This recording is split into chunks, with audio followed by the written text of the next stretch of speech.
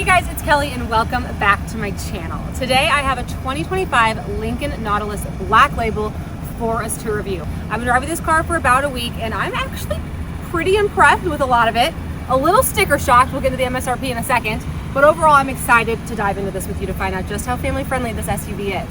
If this is your first time joining me, hey, I'm Kelly and I'm the car mom. I review cars for moms and for families. I'm a mom of 4 and I'm a certified child passenger safety tech. Let's get started. Okay, so let's start breaking down the exterior of the Nautilus. Okay, now this is the Black Label, all right? MSRP $79,000, and that's for the non-hybrid. Now the Nautilus does come in a hybrid engine.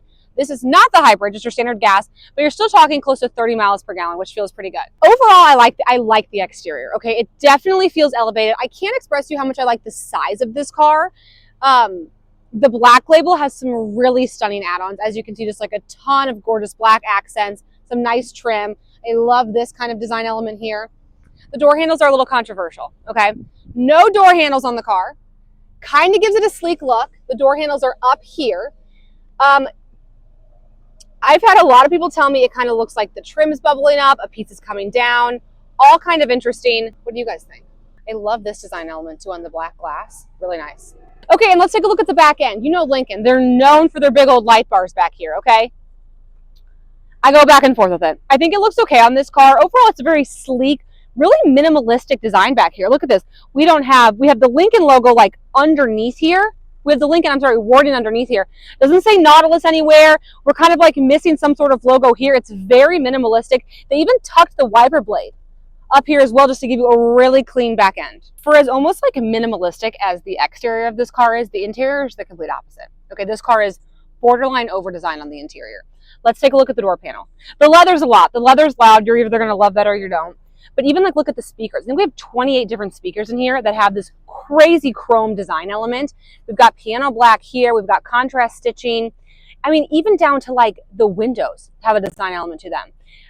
It is pretty and it definitely feels luxury. I mean, if I didn't know, the Lincoln's a luxury car, so we do want to expect it has an elevated interior. They're trying to compete, especially at this price range, with the Mercedes, the BMWs of the world. So they've got to bring some razzle dazzle. It's just there's a fine line of razzle dazzle and over design. You know, let's. I don't think this is going to fit, but just for good measure, kind of a weird side cubby. It's very slanted.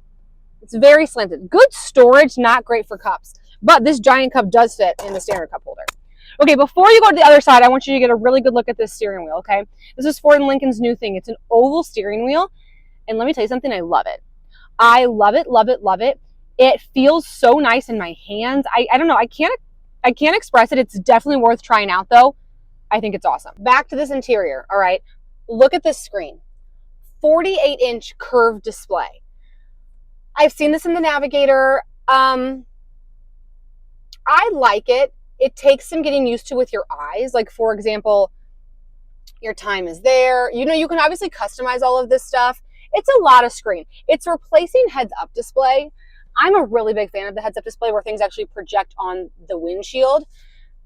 I don't hate it. I think it looks beautiful. It definitely kind of gives into the experience. I don't know. Part of me is just like seeing dollar sign when I'm looking at these screens. And then we've got that big 48-inch one. And then we have this 11-inch display down here.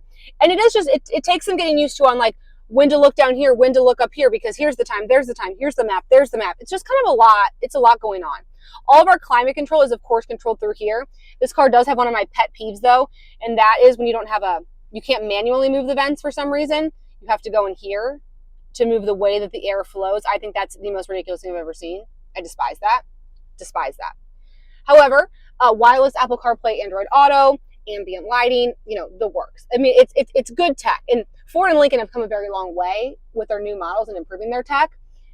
So I think it's just if you want a lot of screens, if you want the heads-up display. Overall, though, it's competitive, right? This car is competitive with what else is out there at this price range. We have the standard piano keys for the shifter. I actually like it. I think it's space-saving.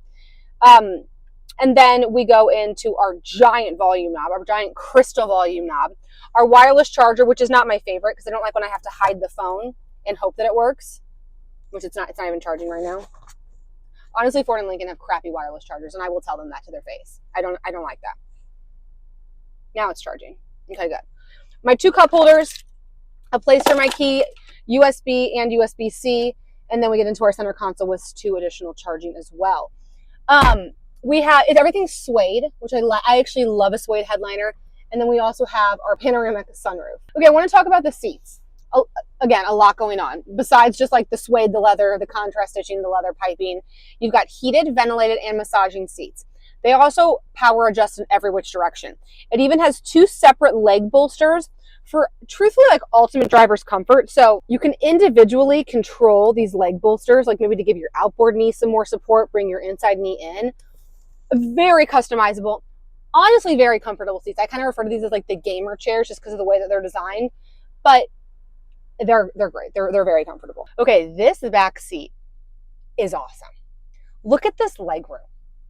I have this seat set for myself at about, I'm almost 6 feet tall. I'm still 6 feet tall back here, and look at this leg room. It is very spacious back here. Good head clearance. It's wide. This bench is great. It's very 3 across friendly. It's wide, it's tall, it's long. It's a really good second row. As far as amenities and designs, I told you they're comfortable. We've got heated seats, 2 little vents down here. Would honestly love a tick more ventilation either on the side or if I was dreaming on the ceiling, because it's a big back seat to only have 2 measly vents down there. I do love the charging on the back of the seats. I think that's really nice. This is very interesting back here, like the way that this color is. It looks like it's a screen almost. And I will say, I think there's something very fun about being back here and being able to see that 48-inch display. I can take the camera. Like, I can see the time. I can see the time very clearly. I don't know, there's something that I really like about that. Okay, so I was only able to bring 1 car seat today, but I want to talk about why I think this is a good 3 across candidate. So I do like the flexible middle buckle. This is a bummer though. Look how recessed even this one is down here already. I mean, imagine your kid putting their booster seat in there every 5 seconds. Like, that's going to be hard. This is good. These are a bummer.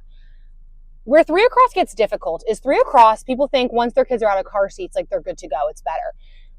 It's actually sometimes more difficult to do 3 across when you add boosters or even kids out of car seats, because then they're needing that everyday access to the buckle. So even as I fit this Graco Slim Fit 3LX here, which this is such a good, it's honestly probably one of my favorites, if not my favorite, slim car seat out there. And this car is wide. It's definitely 3 across friendly, but it's not, when I say 3 across friendly, I don't mean you can do this with like, you know, your 3 giant, whatever you have, Upper Baby robes or whatever.